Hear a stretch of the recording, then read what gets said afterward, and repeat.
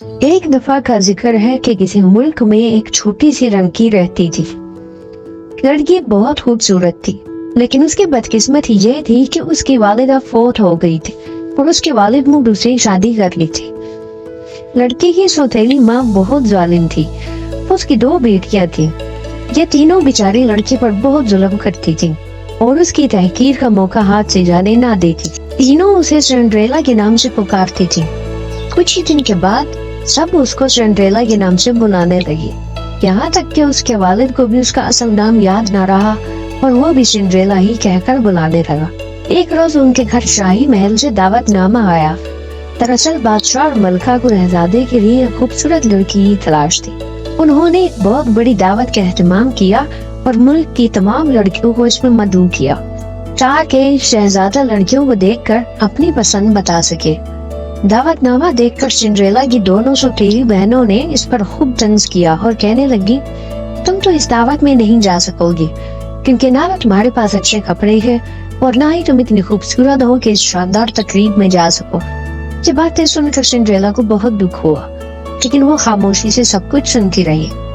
आखिरकार दावत वाले दिन दोनों सौतेली बहनों ने सिंड्रेला को कहा कि वो दावत में जाने के लिए तैयार होने में उन दोनों की मदद करे। उनके जाने के बाद सिंड्रेला उदास और गमगीन बैठी थी कि एक परी उसके पास आई और बोली, मैं तुम्हारी निगहबान परी हूँ, तुम उदास मत हो, तुम जरूर शाही महल वाली दावत में जाओगी।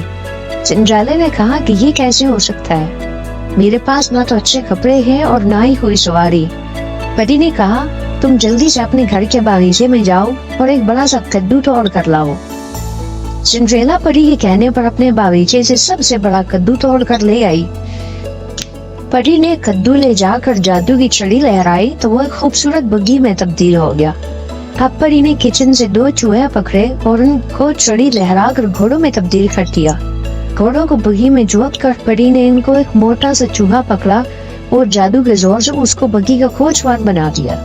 सिंड्रेला खड़ी हैरत से सब कुछ देख रही थी। जब परी ने एक मरतबा फिर जादू की छड़ी लहराई, अब सिंड्रेला की जिस्म पर खूबसूरत जिल्मे करता रेशमी लिबास था और मेकअप हो चुका था।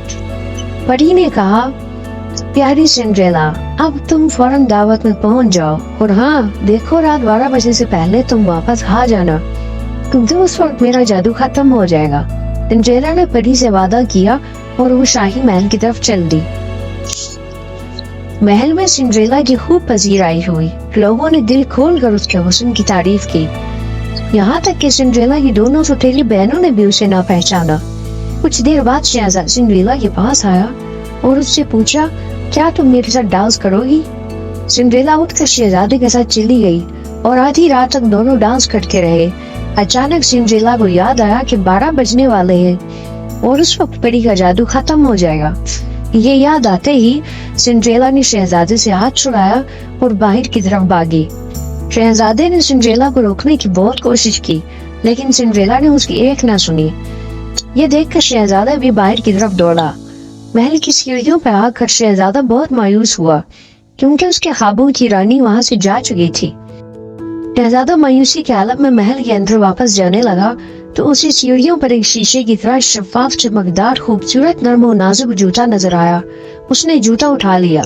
दूसरे दिन हर घर में लड़कियां बैठी उस खूबसूरत लड़की के बारे में बातें कर रही थी जिसने आधी रात तक शहजादे के साथ डांस किया था और उसके जाने के बाद शहजादे ने महफिल खत्म कर दी थी।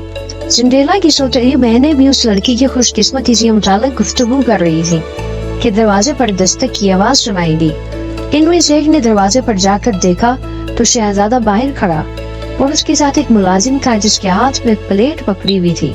इस प्लेट में मखमल में लिपटा नाजुक सा जूता रखा था। उसने कहा, जिसके पाँव में ये जूता पूरा आ जाएगा वो ही शहजादे की दुल्हन बनेगी। ये सुनते ही दोनों सौतेली बहनों ने जूता पहनने की कोशिश की, लेकिन उनके पाँव इतने मोटे और बुगदे थे कि वो जूता उनके पाँव में नहीं आया।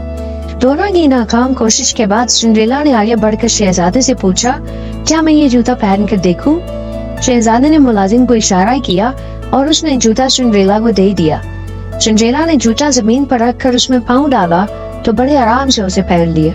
शहजादे ने गौर से उसका चेहरा देखा तो कहने लगा, बेशक ये वही है मेरे ख्वाबों की रानी जिसकी तलाश में मैं सरगर्दा था। शहजादे ने सिंड्रेला से पूछा, کیا تم میرے ساتھ شادی کرو گی؟ سنڈریلا نے فوراً حامی بھر لی۔ دوسرے ہی دن سنڈریلا اور شہزادے کی شادی ہو گئی اور شادی میں سنڈریلا کی سوتیلی بہنوں نے بھی شرکت کی۔